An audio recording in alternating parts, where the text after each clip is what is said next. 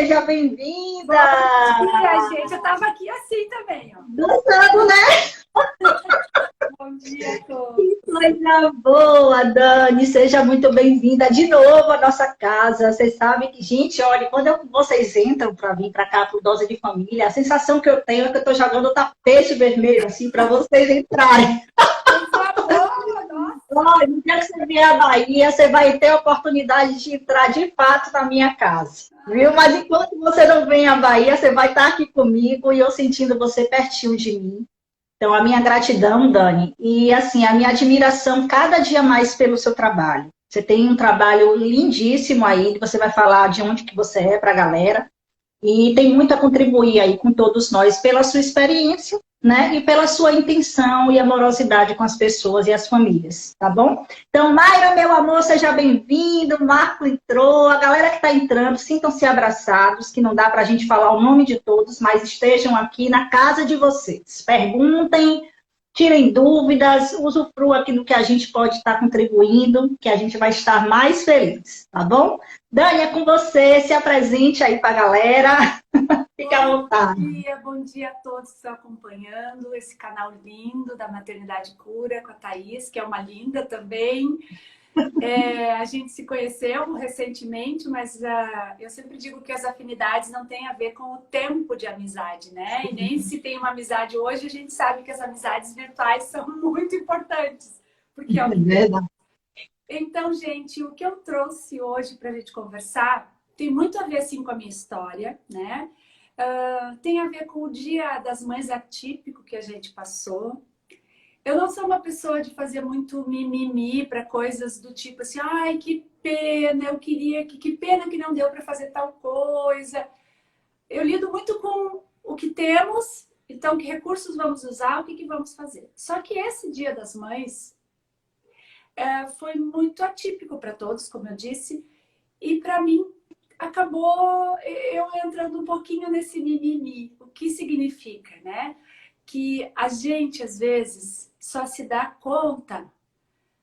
Tem aquele ditado popular, a gente só se dá conta do que é importante quando perde. Mas tem um ditado popular, eu entendo também de uma outra forma, que é a gente só se dá conta que foca naquilo que não é importante quando a gente está ali sem o que é importante e também sem o que não é importante, né? Sem o que não é e o que é.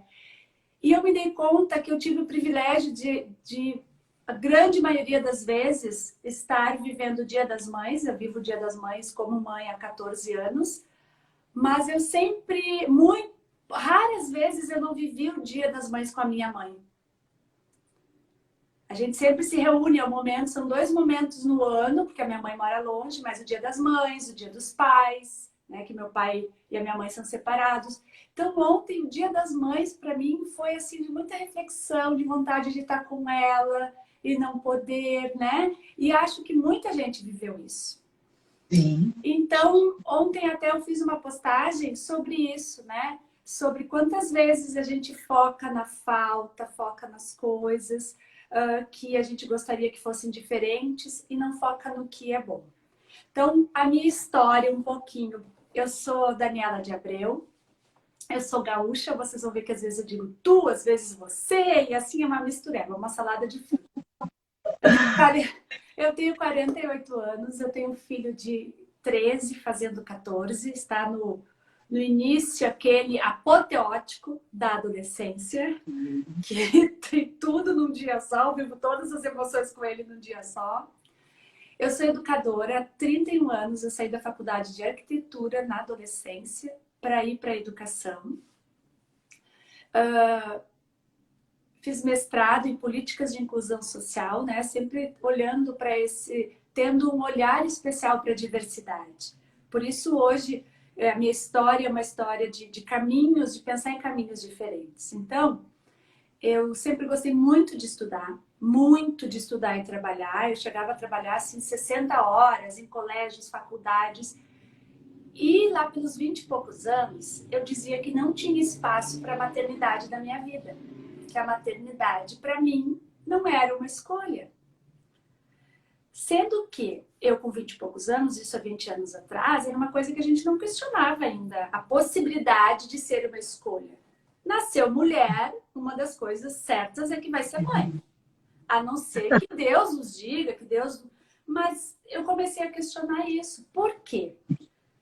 Fiquei pensando, por que eu tinha isso? Muita influência pode ter sido até da minha mãe, que foi sempre uma sonhadora, mas que casou cedo, teve filhos cedo, virou uma dona de casa, uma mãe de família, e talvez não fosse esse o sonho dela, né?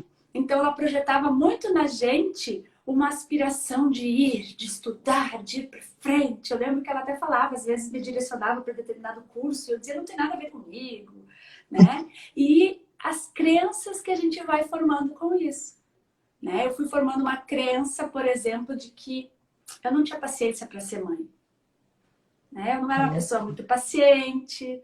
Tanto que quando eu escolhi a educação, todo mundo ficou assim, ah, como? A Dani, educadora, vai matar os miúdos, né? E quando eu casei, com 26 anos, eu lembro que eu dizia isso para o meu marido, que eu não queria ser mãe. Eu brinco que ele tinha tanta convicção de que ele ia me convencer, né? Ou ele não via tanta convicção na minha fala. Mas, enfim, aos 30 anos eu terminei o mestrado, tive uma passagem direta para o doutorado, para fazer um doutorado sanduíche no Canadá. Mas eu estava naquele período começando a simpatizar com a ideia de ser mãe, sentindo que eu já tinha realizado muita coisa do ponto de vista profissional, eu era reconhecida profissionalmente, tinha um salário adequado, né, para aquilo que, para mim, para minha vida. E eu comecei a pensar na possibilidade de ser mãe, e nisso veio o doutorado. A possibilidade do doutorado direto, se eu passar por todo o processo seletivo, e ainda com uma bolsa no Canadá. E eu fiquei com aquela coisa muito intensa de decisão, né? E eu decidi, eu lembro que uma senhora que teve uma filha, que aqui no Rio Grande do Sul a gente chama de temporona. Não sei se aí, quando tem os filhos, o temporão é um filho que vem assim, depois de muito tempo dos outros. Então, tem alguns filhos que já estão grandes, adultos, adolescentes, aí vem um rapa do tacho, assim. Vem por último, né? E ela teve um filho com 40 e poucos anos. E aí, uma filha, e ela já tinha netos, inclusive, quando teve essa filha. E ela me disse uma coisa que para mim foi assim, o que organizou meus pensamentos. Que para a maternidade eu teria um tempo biológico e não só biológico, né? Até de energia para criar um filho, criança, adolescente. Mas o doutorado, como era mais de realização pessoal, eu teria a vida inteira para fazer. E eu me calei com aquela fala que organizou meus pensamentos. E eu decidi que eu não ia fazer o doutorado e eu não fiz até hoje. Não é uma demanda, uma necessidade. E eu fui tentar a maternidade, fui tentar engravidar e não consegui, descobri que eu tinha problemas. Eu levei 4 anos investigando e fazendo tratamentos até eu passar pelo processo de fertilização in vitro. Então, depois de 4 anos, eu fui ter o Antônio. E essa experiência me trouxe muitas coisas, assim. De novo, muitas crenças. Olha só o que eu dizia. Toda intelectualizada, estudada, eu dizia assim, meu Deus, é castigo de Deus. Eu dizia que não queria ser mãe agora, tá vendo? Né? Então, o que essa minha apresentação meio doidinha, assim, da minha história tem a ver com o tema? Que muito do que a gente é de mãe, de adulto hoje, ele foi construído com as marcas da nossa infância, da nossa formação, da nossa adolescência. A gente carrega não só as heranças, essas crenças da nossa educação direta dos nossos pais, quanto dessa ancestralidade toda, né? Eu lembro que a minha avó faleceu 2 meses depois que eu tive o filho. E eu cheguei a morar com ela na infância. E um dia ela me chamou num cantinho e disse assim, conta pra mim, por que tu não quer ser mãe? Eu olhei pra ela. Por que, vó? Não, porque eu não quero neta figueira do inferno. Eu nem sabia o que era isso, né? A figueira do inferno para os antigos é a árvore que não dá fruto, né? Uma árvore que não dá fruto. Ela disse, o teu marido não te trata bem, por isso que tu não quer dar um filho para ele? Olha só, minha avó com 80 e poucos anos, sabendo do poder da mulher, de decisão da maternidade, né? E eu disse, não, vó, na verdade agora que eu quero, eu não estou conseguindo. E ela disse, mas eu só vou embora quando tu me der um bisneto. Exato. Né? Então, aí eu ficava sempre agora pensando nessas falas, o quanto isso marca a nossa maternidade. Né? A minha mãe querendo que a gente não passasse por aquilo que ela talvez tenha sentido, não que tenha vivido necessariamente, mas sentido. Eu a mesma coisa, então eu dizia assim, não, eu não vou ser mãe para ser que nem a minha mãe, ficar ali frustrada, ficar ali dizendo pra gente que abriu mão da vida dela. Talvez ela nem dissesse, mas era como a gente ouve. Né? Sim. Então, é muito importante nesse Dia das Mães, para mim foi muito importante, não que seja para todo mundo, poder fazer uma reflexão disso, né? Que sim, a nossa forma, a nossa maneira de ser mãe, ela traz marcas, né? O que a gente é de pai, de mãe, a gente traz essas marcas, essas crenças da nossa infância. E muitas delas a gente quer rechaçar. Muitas delas, assim, a gente diz, ah, quando eu for mãe, eu não quero fazer o que a minha mãe fazia, né? O Isami Tiba, que já faleceu, ele dizia muito isso, né? Que é a tal da geração coxa do frango, né? Que a gente se sentia injustiçado e depois a gente fez o contrário, a gente foi para o extremo oposto, foi permissivo demais para os filhos por ter uma educação autoritária. Mas eu penso que a gente tem marcas, sim, né? Que não são tão boas, talvez, né? Mas elas nos constituem para o bem ou para o mal. Que a gente possa olhar para essas marcas com gratidão, porque era o que nossos pais podiam nos dar. A gente tem uma outra escolha, que é de ficar assim, ai, pois é, eu faço isso porque eu fui educado assim, ficar no mimimi, né? Eu fui educado assim, então é assim, eu posso ficar. Mas eu posso também escolher que sim, eu tenho essas marcas da minha infância, que eu vou olhar para elas com gratidão e com honra, porque era o que a minha mãe, meu pai, os nossos antepassados podiam nos dar, né? E escolher fazer diferente. Porque hoje, socialmente, a gente aceita mais a ideia de que a maternidade é uma escolha. Né? Que é uma escolha. E tem pessoas que não escolhem isso. E tá tudo bem. Tá tudo bem. Né? E tá tudo bem. Agora, quando a gente escolhe, talvez seja a única escolha que seja eterna. Ou seja, não existe ex-mãe, ex-filho. Né? Então a gente tem, não é para ter uma carga, mas a gente tem uma responsabilidade. Você falou uma coisa, só para complementar, claro, você falou uma coisa que ontem eu tive o privilégio de assistir uma live, não sei se você acompanha ela, da Juliana, a doutora Juliana Franco. Ela é de BH, Belo Horizonte, ela faz um trabalho lindo, né? E aí ontem ela estava fazendo uma live com a filha dela. Olha aqui, fica à vontade. Com a filha dela e foi muito linda a conversa. E uma das falas da Juliana, ela me fez refletir muito. Ela falou assim, existe uma diferença de você ser mãe e de você colocar um filho no mundo. Parir um filho, muita gente pode fazer essa escolha de botar filho no mundo. Mas você ser mãe, isso agrega a você o direito de você escolher ser a sua melhor versão nesse papel. E eu achei muito lindo, que é o que você traz. Não importa o que nós tivemos. Importa a nossa escolha de fazer aquilo que nos cabe fazer nesse momento de mãe. Eu tenho certeza que a minha filha vai ser uma mãe muito diferente do que eu estou sendo hoje. O que eu estou sendo hoje, eu estou sendo com os recursos que eu tenho agora, com a minha busca de agora. Daqui minha filha está com 10 anos, vamos imaginar que ela, 15, 20 anos aí para frente, ela já vai ter muita coisa à minha frente, não é? Então, assim, ela falou assim, dentro do processo de honrar e agradecer, existe uma diferença disso para o repetir.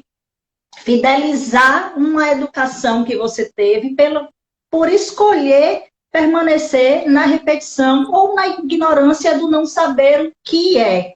que pode ser feito diferente disso? Então, eu achei muito bacana, me fez refletir muito a sua fala, Dani. Você estava contando a sua história é muito linda, né? A sua e verdadeira. Existe mesmo aquele momento que a gente se questiona se realmente quer ser mãe. Tem gente que já diz, não, eu vou ser mãe, seja de qualquer forma. Mas tem aquelas pessoas que tem aquela metade quer, metade não quer, e tá tudo certo mesmo. Né? Agora, uma vez que a gente escolhe exercer esse papel, é muito grandioso você querer fazer do seu melhor jeito. E eu me recordo que, assim, ó, muitas vezes, Dani, não sei se aconteceu isso com você, eu fiz muitos cursos, procurei muitas formações, fiz vários trabalhos de autoconhecimento. Ainda assim, eu me via com uma resistência inconsciente de colocar aquilo em prática. E aí eu resolvi procurar que eu digo que é uma mentora para mim, uma mentora, para me ajudar a alinhar o meu feminino. Quando eu fui buscar essa mentoria para alinhar o meu feminino, que não sei se está aqui, a Anaísa Meirelles, que eu amo de paixão, ela me fez esse trabalho de eu ir lá na minha ancestralidade, lá na minha avó, né, na minha bisavó e na minha mãe, para dizer para ela assim, ok, muito obrigada por você ter feito essa Thaís de hoje que está aqui. Mas me permita, de agora em diante, ser a Thaís que eu quero ser como mãe. Com os meus erros, com os meus acertos, com as minhas escolhas. Dani, pense que foi muito libertador. Então, isso que você fala é muito rico, porque eu só consegui colocar muitas coisas em prática, desatar aquele nó que existia quando eu fiz essa honra, acredita? É. Enquanto isso, ficava a voz aqui, ó, da minha avó, ficava a voz sabe? Não que era ruim, não, mas era aquela voz de proteção, de amorosidade. Aí, para mim, foi muito libertador. Mas continua falando aí. Mas eu achei ótimo você ter trazido isso, porque eu ia falar agora justamente disso, né? Da gente, do que a doutora, perdi o nome, Juliana. a doutora Juliana. falou, e o que você está trazendo da conexão com essa ancestralidade, com a honra, com a gratidão, em relação à nossa responsabilidade quando a gente escolhe, né? Então a gente tem sim a responsabilidade de ser uma geração que está fazendo a evolução. A gente tem a responsabilidade de fazer uma maternagem melhor, ou mais consciente, ou mais conectada. Melhor é muito julgamento. Quando a gente diz melhor ou pior, eu acho que vai muito para a linha do julgamento, né? Sim. Mas a gente tem a responsabilidade, porque a gente tem toda a história delas, todos os erros e acertos das pessoas que vieram, não só a mãe, vó, mas de todas as mulheres mães que vieram antes de nós, né? Que muitas vezes foram às cegas. A minha avó teve 12 filhos. 12 filhos.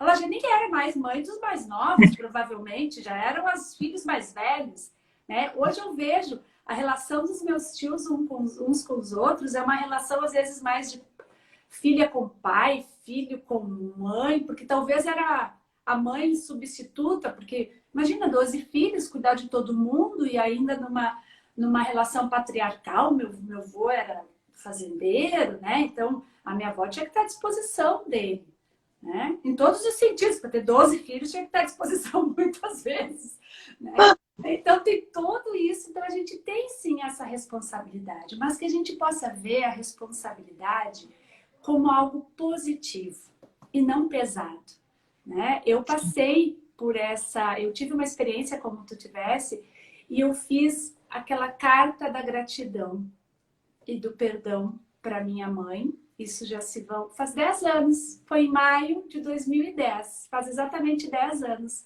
que eu fiquei uma temporada num spa que era todo holístico, assim, né? E lá eu tive essa experiência de tinha coisas assim, pois é. Então eu ficava sempre me justificando, sempre sendo a filhinha que não ganhou o pirulito, abandonada, porque eu era filha do meio, né? Tem toda essa questão aí da ordem do nascimento dos filhos. Eu me achava exprimida, porque eu não tinha nem aquela coisa de ser a mais nova, nem de ser a caçula, eu era do meio, né? Então, a do meio era do meio. O recheio do sanduíche que era assim, prensado ainda. Então, eu tinha para mim todas essas crenças aí. E foi tão, como tu disseste, tão libertador, né? Poder...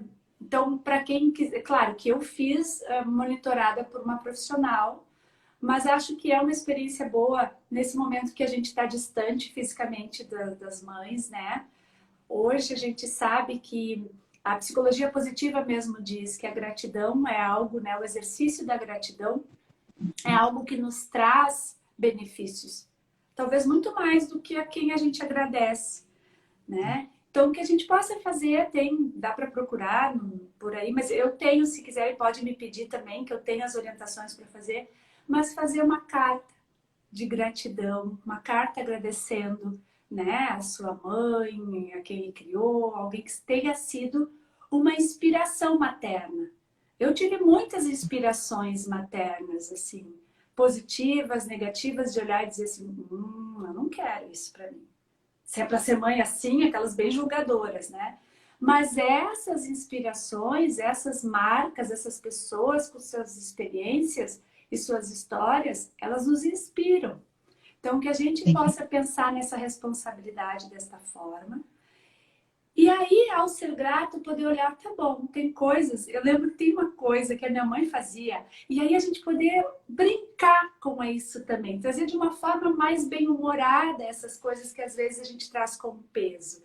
A minha mãe tinha uma prática que eu detestava. Ela acordava sempre muito cedo, fazia seu chimarrão, e ela ia no nosso quarto. Eu não sei dizer o nome daquelas janelas, acho que é persiana, que puxa e faz... Ela abria e gritava, bom dia, nada de ficar dormindo, de fazer preguiça, olha esse dia lindo, vamos acordar, vamos aproveitar o dia. Gente, aquilo para mim, ela tinha intenção de nos chamar para a vida. Sim. E aquilo me consumia de uma raiva, de uma coisa. Que quando eu casei, eu dizia pro meu marido, eu detesto ser acordada, não me acorda, por favor. Então ficou com aquela coisa de que não me toca assim quando eu acordo. E outro dia, eu me vi fazendo exatamente a mesma coisa com meu filho. Então, que a gente possa prestar atenção e olhar e dizer, a gente reproduz algumas coisas.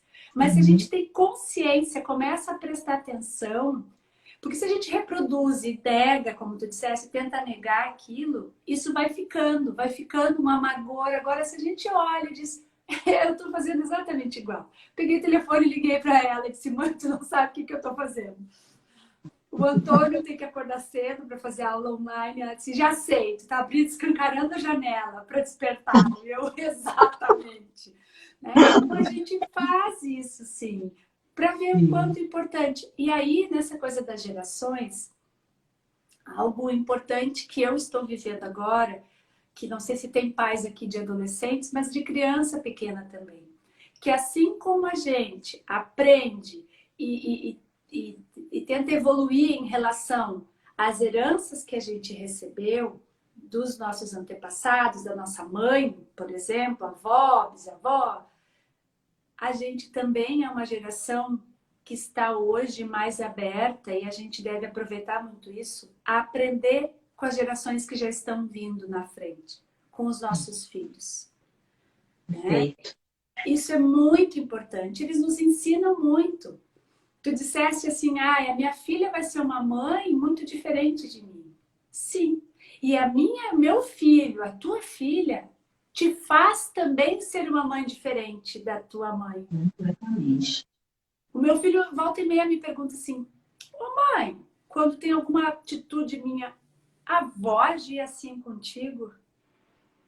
A avó agia assim contigo? E eu paro e fico pensando. Essa pergunta se você ouve isso, ouça com muito carinho. Porque preste atenção. Essa pergunta, ela pode te ajudar a ver o que tu está reproduzindo inconscientemente. Sim. O que tu tá rechaçando, que tu não quer, que tu quer fazer diferente, né?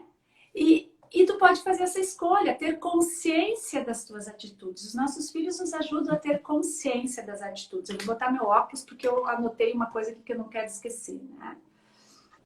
E uma das coisas que eu acho fundamental da gente, então, fazer essa carta, assim, né, de quem quiser fazer essa carta da gratidão, não precisa necessariamente entregar. Eu, quando fiz essa carta, eu não entreguei, eu fiz uma dinâmica ali comigo, né? Tinha coisas que eu precisava dizer, mas não necessariamente a minha mãe precisava ouvir.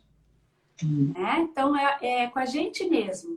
É fazer as pazes com a nossa história, com as nossas marcas da infância para seguir adiante. Porque um ditado que diz, né, assim, a gente só vai poder ser mãe e pai suficientemente bom quando a gente cortar esse cordão umbilical de filhinho que fica se queixando, que fica se lamuriando, né? E é isso mesmo. Então, uma das coisas que eu acho bacana fazer é isso, tá bom, vê as coisas que não quer reproduzir, mas vê também as coisas que dá valor, né? Vê as coisas que dá valor. Essa história da persiana, eu perguntei pro meu filho, te incomoda eu abrir a janela? E ele me disse, não. Eu acho ótimo. Para mim incomodava, a mesma atitude para ele não. Então, marcou para mim, né? E eu acabava reproduzindo até que eu me dei conta, gente, eu não gostava disso e eu estou fazendo. Porque eu modelo, a gente modela. Com certeza. E aí é aquele ditado, né? A gente ensina pelo exemplo. Então, que a gente possa também fazer uma lista de que coisas a gente reproduz e a gente é grato a isso. Eu tenho uma marca, assim, muito da minha mãe. A minha mãe herdou da minha tia-avó essa coisa de reunir a família nas datas comemorativas. Mas não é reunir os irmãos e os sobrinhos. É reunir os irmãos, os primos, os tios-avós. Festa de 80, 90 pessoas.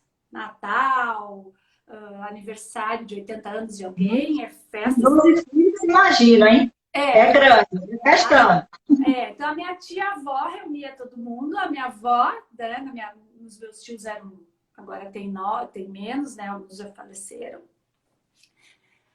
Aí a minha tia-avó tinha isso, a minha mãe herdou, e agora quem faz isso na minha família sou eu. E é algo que eu quero seguir, né? Que eu acho importante reunir a família, a gente reúne a cada ano, toda a família vem de todos os lugares. Então, tem coisas que a gente tem que olhar com gratidão e escolher o que quer seguir. E um aspecto que eu acho importante trazer é a relação, olha só que parece que não tem nada a ver, mas a relação dos pais, homens, com os filhos. Porque, via de regra, as gerações de mães anteriores à nossa geração, elas davam conta de tudo que envolvia a criação, exceto o prover material, né? Via de regra era assim. E os pais não entravam nessa relação. De vez em quando se dizia, e até pouco tempo a gente dizia, ele me ajuda, né? Então, como se fosse um favor, né? A responsabilidade é minha. O que você faz é um favor que você está fazendo para mim. E não é assim. A gente já sabe que é até um presente trazer e agregar essa colaboração familiar, não é? Muito. E isso, a gente normalmente foca essas discussões no pai, no homem, que não se envolve, que não participa, mas o quanto a participação dele tem a ver com a forma que a gente abre espaço como mãe, porque a gente trouxe isso. Não, mulher nasce pronta para ser mãe. Como se a gente abrisse ali, né? Pegasse uma criança no colo e tivesse que saber tudo, porque a gente é mulher, a gente tem biologicamente a capacidade de gerar um filho, então a gente vai saber criar esse filho. O homem não.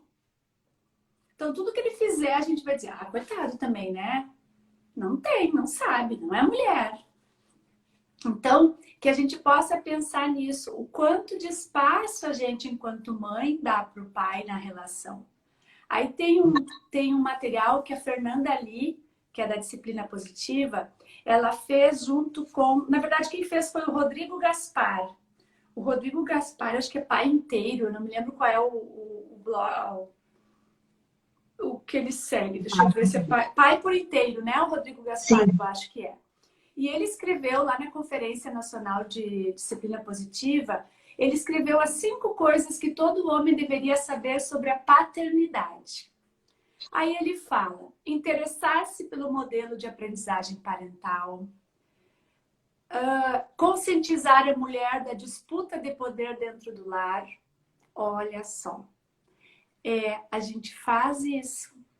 Investir tempo em treinamento, incentivar uma mudança de cultura na educação infantil. E aí, a outra coisa que os homens deveriam saber é sobre nós, mulheres, respeitarmos o agir do homem. Né? Então, assim, uma das coisas que eu acho que a gente poderia que eu convido a gente a repensar é quando a gente usa a expressão delegar, né? Então, quando a gente usa enquanto mãe a expressão eu estou sobrecarregada, eu vou delegar, eu estou assim querendo romper com essa herança de que a mulher, a mãe é que tem que cuidar de tudo que envolve a criação dos filhos. E quando eu me encho, eu delego. Então, eu peço para o pai ajudar, né? Com isso, eu estou fazendo eu estou alimentando uma relação de poder e eu estou também não respeitando o jeito dele. A forma dele. Então, eu lembro que quando meu filho tinha 4 anos, uma amiga muito próxima que ontem estava de aniversário, até a Bela Lopes, um beijo para a Bela, se ela assistir mais tarde, ela às vezes assiste mais tarde as lives. Ela tinha um filho da mesma idade do meu, os nossos filhos eram colegas, e ela me chamou um dia e disse, Dani, vamos para São Paulo? Eu disse, tu tem algum curso? Ela dava muitas palestras, conferências, né, na área de educação, ela é coordenadora do curso de medicina aqui. Ela disse, não, vamos tu para São Paulo uns 2 dias. Eu olhei, fazer o quê em São Paulo, né? São Paulo, para mim não é lugar para passear. E ela, vamos curtir, vamos passear, nós duas, 2 dias. Ficar no hotel, fazer massagem, ir para as livrarias, porque se vai com o marido, isso não funciona. Eu olhei, né? Um filho de 4 anos, muito trabalho, pensei, vamos. Bom, fomos. Quando ela me pegou em casa, ela me fez uma pergunta. Dani, tu deixou lista do que providenciar para o filho? Eu olhei para ela. Não, tinha que deixar. E ela disse, eu também dessa vez não deixei nada. Então, olha só, quem está aqui nos assistindo, quantas vezes a gente deixa a listinha, especialmente quando eu deixei várias vezes. Deixei várias vezes, lista de remédio, lista de telefone, lista de não sei o quê. Hoje eu saio, Dani, tão com meu coração em paz, tão livre. Estou indo. O que você fizer tá tudo bem. Eu já fui, tá tudo ótimo. Isso é maravilhoso. Isso. E na sua fala é muito, muito bom. Olha, ó, tá botando aí eu também, né, Bia? Isso, além de ser libertador pra gente, isso é potencializador para o outro, porque tu tá dizendo, eu confio em ti. Porque se eu boto uma listinha, eu não tô confiando no outro, né? Okay. Então, assim, isso era uma coisa que foi uma herança da relação do casal parental, nada a ver com o casal conjugal, mas do casal parental do meu pai e minha mãe, que eu olhava e não concordava, e eu, na minha relação parental, com o pai do meu filho, eu quis ressignificar. De não ter isso, um cuida dos filhos e o outro cuida do dinheiro. Tanto que, quando meu pai e minha mãe se separaram, nós, as 3 filhas, ficamos com o pai. A gente não sabia conversar com ele. Porque tudo era pelo intermédio da mãe, aí ela negociava com ele, voltava e ela nos delegava o que fazer. Então, isso era uma herança que eu dizia, não, isso eu tenho consciência de que eu quero fazer diferente. Né? E uma passagem... Termine, eu vou compartilhar um negócio depois da disciplina positiva que fez muita diferença para mim. Fale. Não, então isso que a gente possa pensar assim, faço listinha, tudo bem, não fica se chicoteando, né? Mas chicote é uma expressão que se usa por aí também, chicote? Chicote é uma coisa de bater, assim. Chicote de... Não se chicotear. A ideia é poder assim, tá bom, eu fazia isso. A serviço de quê? Precisa?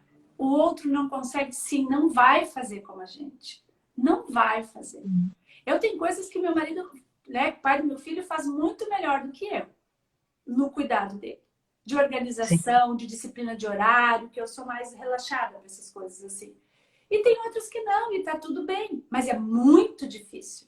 Eu tenho um perfil mais controlador, né? Então, não fazer lista era um exercício para mim, assim. Mas eu ligava, tá tudo bem. Aí eu ligava, às vezes, assim, quando eu sabia que era horário de tal coisa, para confirmar.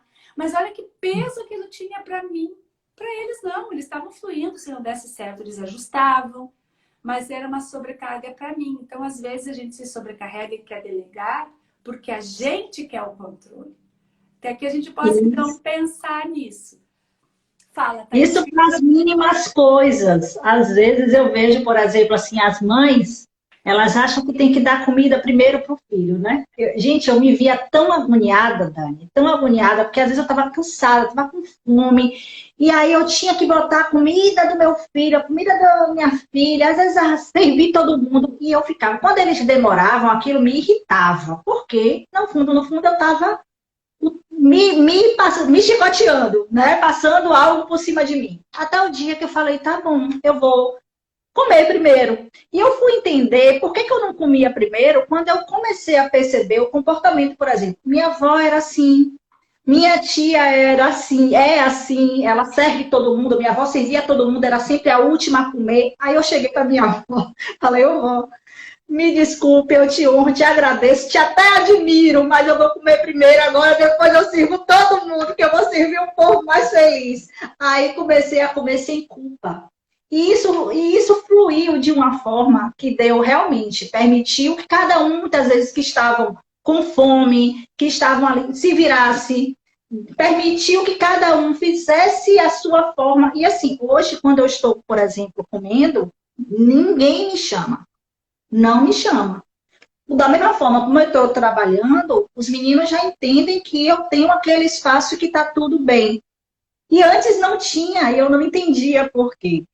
Aí, o que eu queria compartilhar do livro da disciplina positiva é que, assim, depois, falando da sociedade, né? Depois que a mãe começou a trabalhar e querer aquele posto, ambos, o casal, perdeu o controle do filho. E eles fazem uma ressalva por que isso aconteceu e fazendo ressignificação de quanto que foi bom. Porque, antigamente, o patriarca também, ele devia uma satisfação ao chefe, à pessoa do trabalho, e tinha que baixar muitas vezes a cabeça. A mãe baixava a cabeça para o pai. Porém, a mãe já não quer mais fazer isso. O que é que o filho tem como exemplo? Ninguém querendo ser submisso a ninguém mais. Então, olha só. E aí, esse processo transformador da sociedade, você comentou uma coisa que eu acho que vale a pena também abrir o filtro para a galera, é as polaridades, né? Muitas vezes, ou você repete a rigidez que você viveu, ou você vai para o oposto, que é uma permissividade que se perde completamente. Uma das coisas, Dani, não sei se é o que você também sente, mas o maior desafio da maternidade, da paternidade também, da parentalidade consciente, é encontrar esse meio termo. E aí a gente vê, por exemplo, que todo o trabalho da disciplina positiva, da parentalidade consciente, do coach, de tudo que a gente vem estudando, é para encontrar esse meio termo, que pega os valores que os nossos pais queriam passar de uma forma, vamos supor, rígida, então mantém os valores, né? E a permissividade entra no equilíbrio de dizer, não, não é do jeito que você quer, vamos encontrar aqui esse equilíbrio. Então, para aquela mãe, aquele pai que hoje, né, desconhece esse caminho, é um caminho muito promissor, né, Dani? Você encontrar abordagens que equilibre você a libertar do que você viveu e também não ir para o oposto e encontrar esse ponto que talvez seja o que, pelo menos, foi o que fez sentido para mim. Isso aí. Eu me vi muitas vezes sendo permissiva no início, ou querendo ser muito rígida e controladora e trazendo um estresse grande. Até o dia que eu comecei a despertar em mim o desejo de estudar, e aí foi uma outra fala da Ju Franco, a pediatra, que ela falou assim, é necessário sim estudar para ser mãe e pai. É necessário. Por quê? Porque tudo que está sendo apresentado hoje, a maioria dessas coisas são desconhecidas para nós. Então, nós vamos ter a referência da nossa herança. Então, se eu não estudar para trazer à minha consciência o que é que eu estou fazendo, que não está talvez no ponto de equilíbrio, para começar a estudar e começar a treinar isso, porque para muitos é algo muito novo, como para mim foi, quando eu comecei a estudar todas essas novas abordagens, foi desafiador e novo para mim. Então, eu entrei numa incompetência inconsciente de nunca ter ouvido falar, para, através do treino, tornar isso um hábito. Você falou, e eu também. Às vezes a gente vai, tem coisas que já está tornando hábito, mas às vezes a gente volta e cai no processo antigo de novo, toma consciência, opa, não é assim. Então, é um exercício muito grande para pôr em prática toda essa modificação que a gente escolheu fazer, né, Dani? E isso eu acho importante tu trazer, porque quando a gente começa esse processo de aprimoramento, de estudar, de tomar consciência, porque a parentalidade consciente, segundo a Yara Mastini, né, que a Yara até tem uma mentoria em parentalidade consciente, ela fala que a parentalidade consciente, ela é isso, é a gente se aprimorar, estudar, se dar conta conscientemente, não viver assim, intuitivamente só, né? Por que que em outras áreas... Por que que em outras áreas, em tudo, se a gente até vai praticar um esporte, a gente quer se aprimorar. Se a gente vai entrar para alimentação, mudar a alimentação, a gente estuda sobre alimentação saudável. Por que que a gente não estuda sobre algo que é fundamentalmente importante para a gente, que é a educação dos nossos filhos? E quando a gente busca isso, começa a buscar, às vezes a gente tem a tendência, quem é mais permissivo, mais democrático da educação, tem a tendência a ficar um pouco mais permissivo, que é um equívoco que faz parte do processo, né? Sim. Então, quem é mais autoritário, às vezes diz, não, isso aí tudo é muito perigoso. Então, isso faz parte do processo. E para quem, né, não se aproximou de buscar um caminho do meio, poder pensar que não é buscar a perfeição, né? Sim. Que nós aqui, que estamos aqui compartilhando com vocês a nossa caminhada, a gente tem erros todos os dias. Todos os dias. Igualmente a todos os outros pais e mães. Sim, aprendizado constante. Só que a diferença é que talvez a gente volte mais rápido, não se julgue mais tanto, porque a gente sabe que isso faz parte, né? E aí tem uma ferramenta, tem duas coisas que eu gostaria de trazer da disciplina positiva, até para encerrar, eu acho, não sei como é que a gente está no tempo. Já estamos no tempo. Uma delas, quando tu fala de, eu vou comer primeiro e tá tudo bem, a gente fala muito da máscara de oxigênio do avião, né? Sim. Que é não só para esse cuidado de ter um tempo para a gente e tal, mas se a gente quer atender o outro sem se atender, eu faço essa relação com o meu início do dia. Eu não posso saltar da cama e ir atendendo o filho, atendendo isso e aquilo, porque eu preciso entrar no meu eixo primeiro. E quando meu filho entrou na escola de manhã, desde então quem faz isso é o pai dele. Quem acorda com ele, eu acordo junto, mas o meu tempo de me organizar de manhã é diferente. À noite é comigo. Então, cada um tem aquilo que faz melhor, né? Olha que interessante. O pai do meu filho, meu marido, acordava, dava café, preparava o café, acordava ele, ajudava. Comigo, quando ele estava viajando, comigo, meu filho acordava, via que eu estava acordando junto, ele ia lá, ele preparava o café dele. Então, tinha um lado bom, que ele tinha um carinho, um agrado do pai, e comigo tinha um lado bom, que ele praticava a independência dele e se virava, porque ele sabia que eu não ia dar conta, né? E ele aceitava os dois diferentemente. Então, essa questão lá de a gente poder, como no avião, usar primeiro a máscara na gente, para daí estar com oxigênio suficiente para ajudar o outro, assim é na vida. A outra coisa importante que eu quero trazer e que hoje eu vou baixar um vídeo no Instagram sobre isso e no Facebook também, que é os 4 R's da reparação do erro. Por quê? Né? Porque a gente falou de tudo isso, falou da repetição, falou das heranças, para que ninguém fique com a ideia assim, eu fiz tudo errado até agora, como é que eu faço? Que marcas vão ficar? Gente, tá tudo bem, né? A partir de agora, a gente aprender uma ferramenta que ela é poderosíssima. Que às vezes a gente... O pai do meu filho diz uma coisa assim, às vezes, né? Que agora ele já se questiona. Quando o filho fala mais assim com ele, ele diz assim, isso é jeito de falar com seu pai? Porque se eu falasse assim com meu pai, quem já não disse isso, né? Nossa, se eu falasse assim com meu pai, ele levava um cascudo na orelha, levava não sei o quê. Dava um tapa na boca. Tapa na boca, pimenta na boca, ficava assim. Né? E hoje nossos filhos estão falando assim, ora desrespeito, ora um questionamento, porque nós estamos sendo arbitrários e desrespeitosos. Eles estão só reproduzindo, né? Eles estão fazendo o tal do neurônio espelho, eles estão agindo como a gente. Porque o meu filho daí responde assim, isso é jeito de falar com o teu filho?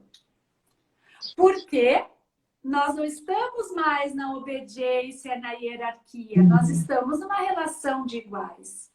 Isso todo o movimento de direitos humanos e tudo mais trouxe. A mãe não é mais submissa ao pai na maioria das vezes, né? Sim. Então, eu vou estar trazendo hoje essa ferramenta, né, para contribuir de presente, então, do Dia das Mães, que a gente possa usar, aprender a usar a reparação. Tá tudo bem a gente errar. E poder não justificar o erro.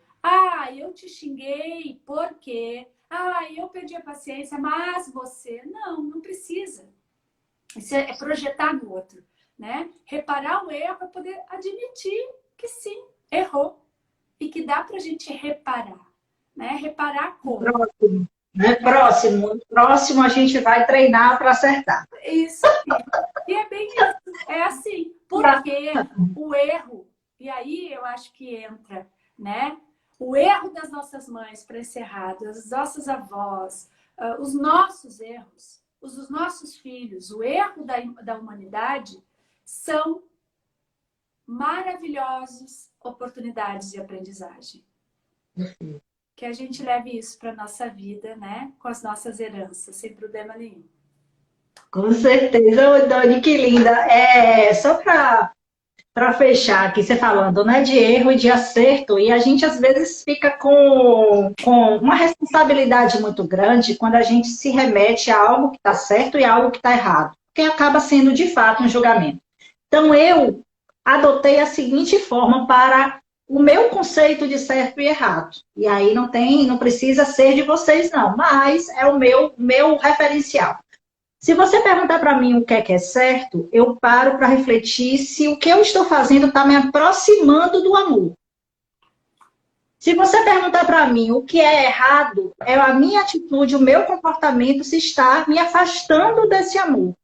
Então, por exemplo, quando eu me questiono se eu grito com meu filho, eu acredito que seja uma atitude errada para mim, porque está me afastando do amor. Ninguém merece gritar com ninguém e nem receber grito das pessoas. Se eu bato no meu filho, no meu referencial está me afastando desse amor, porque machucar alguém não é uma coisa que me nutre. O meu amor não permite isso. Então eu comecei a trabalhar isso, e isso foi também muito libertador, que eu saí daquele referencial do certo e do errado para me chicotear, mas sim como um referencial para me nortear. Então, eu tenho momentos de muitos erros, porque eu percebo que as minhas atitudes estão me afastando do amor que eu acredito. E meus filhos, já sabendo disso, eles sinalizam. Você está usando o seu amor? Olha só, você está fazendo isso comigo? Você está falando assim comigo? Você está com amor? E aí me faz refletir e dizer, opa, não, mamãe vai se aproximar desse amor, vou refletir, vou fazer minha reflexão, vou pro meu cantinho da calma, do relaxamento, da meditação, que é onde eu me acalmo, e aí eu refaço toda uma conduta. Então não existe o certo e errado, existe a sua intenção de estar buscando uma melhoria contínua. Então, para que eu vi muitas mães colocando aqui, se identificando, mães que já passaram, que já têm filhos adultos, né, percebendo, ai meu Deus, eu fiz assim, era o que eu tinha, todo mundo, eu acredito que fez o seu melhor sim, e que nunca é tarde para que a gente possa contribuir na vida de ninguém de uma outra forma. Então, assim, hoje tem muitas mães que já estão com filhos adultos e que estão sendo avós, e que pode dar a sua contribuição em uma educação afetiva e amorosa. Aliás, eu ouvi, para a gente finalizar, que não existe educação mais assertiva do que a voz. Aquela ideia de que a avó deseduca, se a gente, enquanto mãe e pai, perceber a grandiosidade e a sabedoria de um avô e uma avó, a gente também vai ter muito que aprender. Não pela permissividade, mas pela afetividade que nós não temos pela condição que somos. Então, quando a gente olha assim, a forma de enxergar de um avô e uma avó é uma forma afetiva, é uma forma de compreender aquele neto, de agradar aquele neto de alguma forma, de satisfazer a necessidade daquele neto. Eu acho lindo demais. Eu tenho uma avó aqui que me ajuda muito, a minha mãe, me ajuda muito na educação dos meus filhos. Então, para vocês, vovós que estão ouvindo, vocês são muito privilegiadas de estarem aqui e de contribuir na vida dos filhos, que não vão saber o que vocês estão fazendo, e com os netos fazendo a sua parte, a sua contribuição na educação. Quero agradecer, para fechar minha fala, eu quero agradecer a você, Dani, de coração, por tanta sabedoria, e a todas as pessoas que estão aqui ouvindo e contribuindo com a gente para esse trabalho continuar e criar forma cada vez maior, viu? Então, minha gratidão e minha alegria de continuar nesse projeto. Pode falar e se despedir, viu, Dani, por conta do horário. Ai, querida, tão lindo isso que tu falasse das avós. A minha mãe, outro dia, me pediu, faz uma live sobre as avós, como as avós podem contribuir. Então, acho que eu vou te convidar para o cafezinho da Dani para a gente fazer. Porque aqui nós gaúchos dizemos que a avó é mãe com açúcar. Na verdade, a avó é mãe com mais amor, né? Porque a gente, mãe, existe muita rigidez da responsabilidade de fazer o certo, né? E quando a gente fala do erro na disciplina positiva, a gente fala daquela ação que a gente pode depois fazer algo compensatório equivocadamente, porque a gente se arrependeu daquilo que fez. E que a gente tem que se aceitar. A gente vai fazer coisas que a gente vai olhar. E eu levo na mesma linha o meu conceito de acerto e erro. Sempre como não existe uma coisa, isso é certo, isso é errado, o que existe né, que para ti é o amor, tudo aquilo que eu desejo fazer, que vá prejudicar o outro, não é correto. Né? Então, se eu vou passar uma emoção negativa no sentido ruim para o outro, enfim. Então, que a gente possa pensar, né, em todas essas aprendizagens, pegar um pouco do açúcar das avós, né, dessa herança, as tradições, e que a gente possa levar isso com muita leveza. E a leveza, tem pessoas que têm isso mais naturalmente, mas é uma habilidade que a gente pode construir. Então, meu presente do Dia das Mães é esse, né? A proposta da gente abordar as heranças é essa, de poder acolher com muito carinho e saber que a gente vai estar passando essa herança adiante também na educação da humanidade, não só do nosso filho especificamente. Né? Então tem que ter muito amor mesmo. Gratidão. Assim eu creio. Minha gente, muito obrigada por vocês estarem aqui, viu? Amanhã nós vamos estar com a Silvinha, que está aqui nos assistindo. Então estejam com a gente às 9h10, eu espero vocês. Beijo, que vão derrubar a live, que já acabou a live. Beijo, minha gente! Fiquem com Deus, viu? Ótimo dia, ótima semana. E a gente vai de música para continuar com nossa energia elevada e finalizando aqui. Beijo!